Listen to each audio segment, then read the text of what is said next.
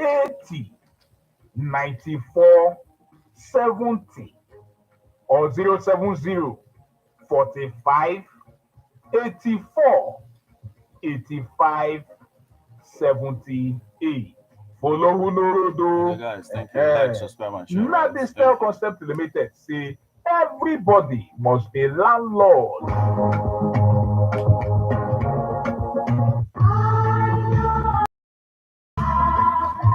Man is a political animal. That's why we all have our views on politics. Political View comes to you at Ebona, the 103.5 FM. It's Martin Ifan every Monday, 3 o'clock. Political actors from various political parties on political process, views of labor leaders, and most importantly, your views.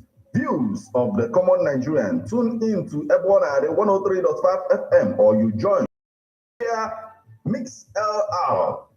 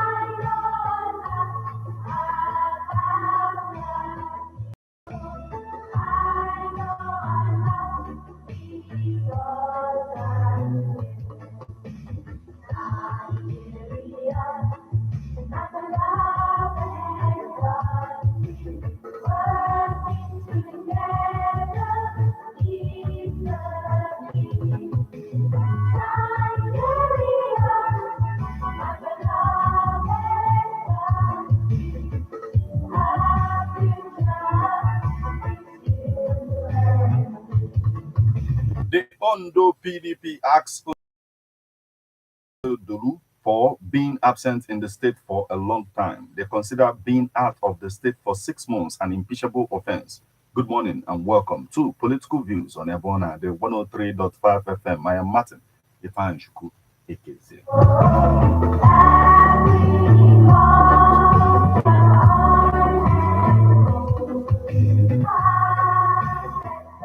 Looking into our political space this morning, Ondo PDP and Assembly bicker over impeachment process.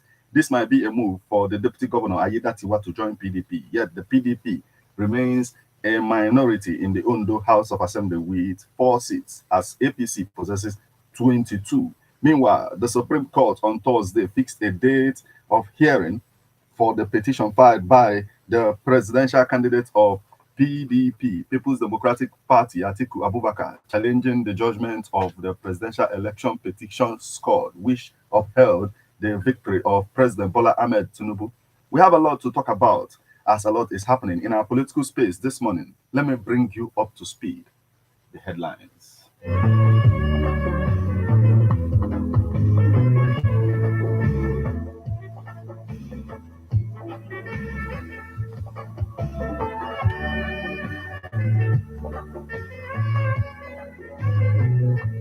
Benjamin Kalu hails appeal court for upholding his election. Unbanned 43 items. CBN wants to kill our businesses, local producers. Tinubu orders release of 4-month salary arrears to ASU. INEC deploys 46,084 staff, accredits 11,000 observers for Imo, Kogi, Bayelsa elections. Tinubu appoints Chaka Shira as Auditor General of the Federation. Federal government approves establishment of 7 tertiary institutions. FCTA to revoke houses converted to other uses. Imo people will prove they love Uzodinma on November 11. Now, details.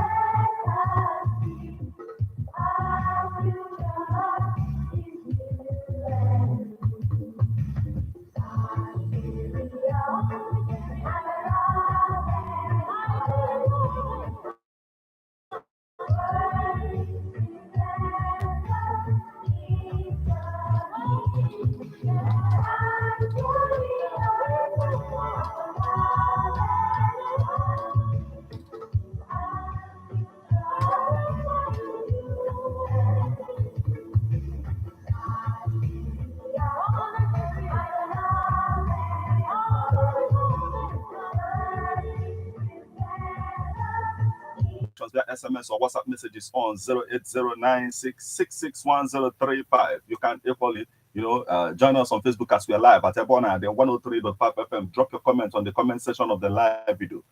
You can equally stream us online via mixlout/gistfm.com/. The first story we have for you on this particular edition of Political Views on Ebona, the 103.5 FM, Benjamin Kalu hails appeal court for upholding his election. Deputy Speaker of the House of Representatives, Right Honorable Benjamin Okezie Kalu, has their state. The National Assembly Election Petitions Tribunal in Umuahia previously dismissed the petition of AA in August. The petitioner, Ifeanyi Chukwuka Ibokwe, stated that he did not file any suit against Kalu and even alleged impersonation before the tribunal. Subsequently, he called for the arrest and prosecution of his impersonators, petitioning the police and the Department of State Service DSS, while the security agency had yet to apprehend the impersonators. The party filed an appeal regarding the election matter.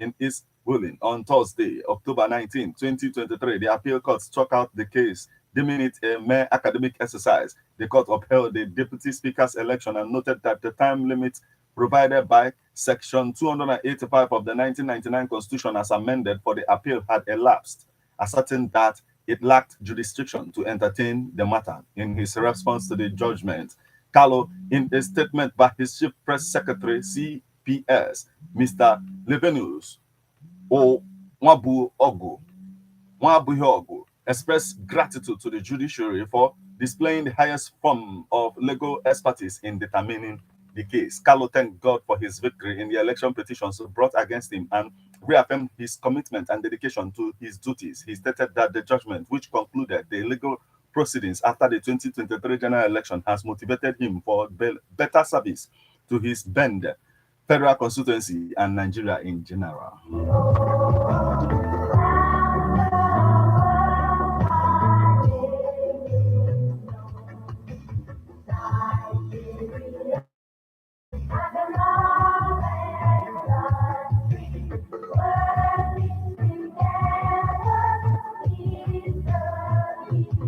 The next story we have for you this morning, unbanned 43 items. CBN wants to kill our businesses. Local producers cry out. Local manufacturers and farmers in the country have expressed fears and that the unbanning of 43 items initially placed on the foreign exchange prohibitive list by the Central Bank of Nigeria is capable of sending many of them out of business. This is even as the fall of the Naira is continuing despite the policy by the CBN in unbanning the items. The CBN stated emphatically that the step was aimed at bringing everyone into the investors and exporters, i.e. window, to attract foreign exchange into the economy. Experts are of the view that the idea behind lifting the ban of 43 items was to reduce the pressure in the black market and increase liquidity through the official route, where exporters would be able to buy and sell forests at the 1&E window instead of the unofficial market. The idea behind the ban initially was to manage the scarce forests and protect local manufacturers by making the import of those items quite expensive and unable to compete with locally manufactured products. Unpacking the confusion surrounding the unbanning of the 43 items and why the step has not resulted in forest availability, an investment banker, Rudare Michael, said, "If there is one thing the Nigerian economy has taught me, it is not to bet on the principle of a free market. The structural distortions and inefficiency, especially in the supply side of our forest market, make me less optimistic about this policy. The greed and opportunities of an arbitrage system make the insensitive of the black market too alluring to an average Nigerian, and this will continuously make them keep their forests just to create an artificial scarcity."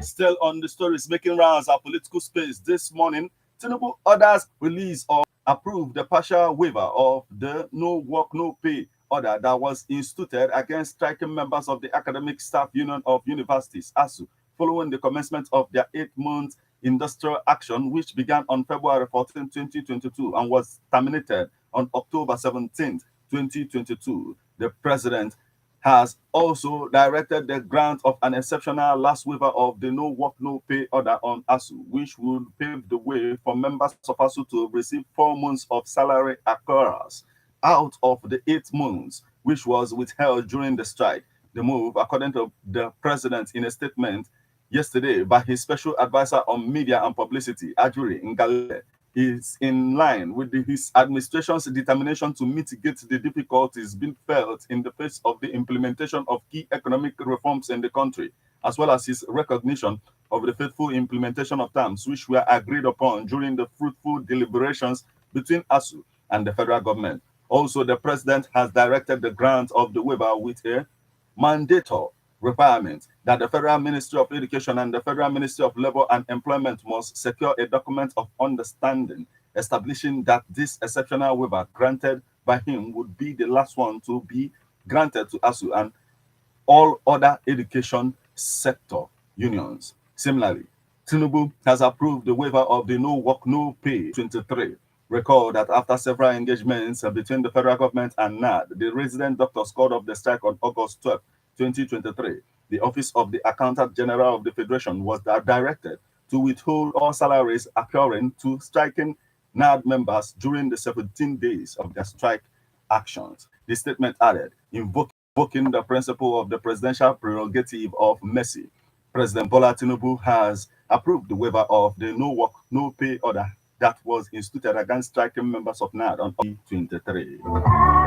Hashtag NSAS protesters, Daniel Joy Igbo Center. Daniel Joy Igbo, a Binones.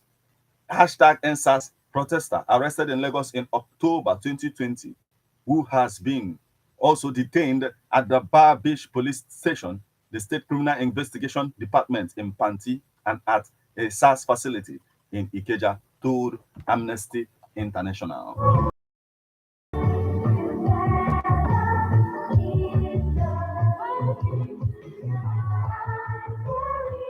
In his word, he said, since my arraignment in December 2020, I have been locked up in the prison without trial. Since then, there is no adjournment date for my case. I have not been taken to court since December 2020.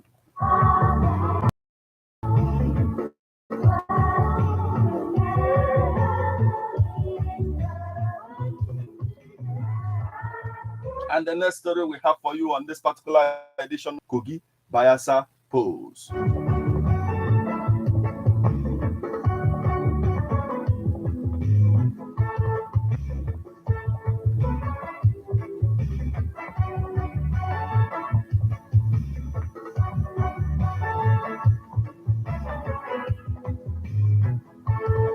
The Independent National Electoral Commission, INEC, yesterday in Abuja said it would deploy 46,084 staff for the conduct of the November 11, 2023 governorship day.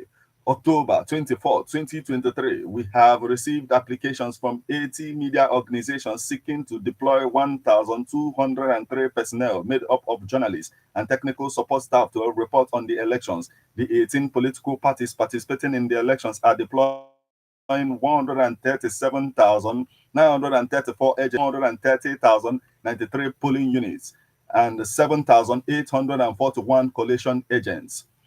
He are also finalizing arrangements for vehicles and boats for land and maritime movement of personnel and materials. Yakubu also expressed concern about the prevailing insecurity and election-related violence in the 3 states. As we said repeatedly, we are concerned about the prevailing insecurity, election-related violence in the 3 states. We have been reassured of adequate deployment by security agencies. Commission will hold a series of meetings with stakeholders at the national level, in addition to ongoing engagements at state level, he added. Speaking on the recent mock accreditation involving actual voters in the designated polling units in the 3 states, Yakubu explained that the commission had 2 objectives for the exercise. First, according to him, was to test the efficacies of the result to the INEC result viewing portal, IREV, While declaring the both tests were successful, the INEC chairman said the umpire looks forward to improved performance of the Beavers in voter accreditation and result of upload in the forthcoming elections. He added that the reports of both the 2023 general election and the outcome of his review of the election were being finalized.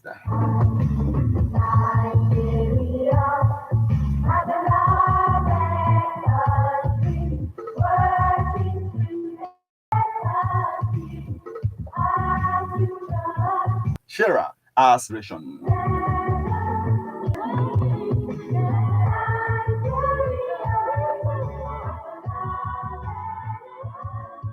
President Bola Tinubu appointed Coral following his emergence as the most suitable candidate screened by the Federal Civil Service Commission, FCSC. He will be assuming the office, which has not had a substantive AUGF since the last occupier, Mr.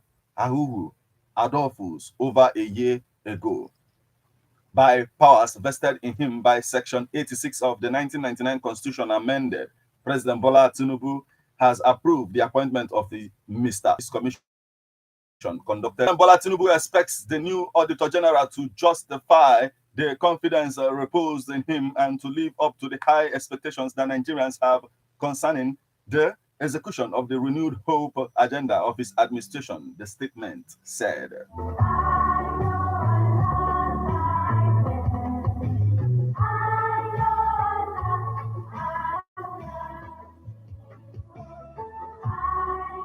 And the next story we have for you this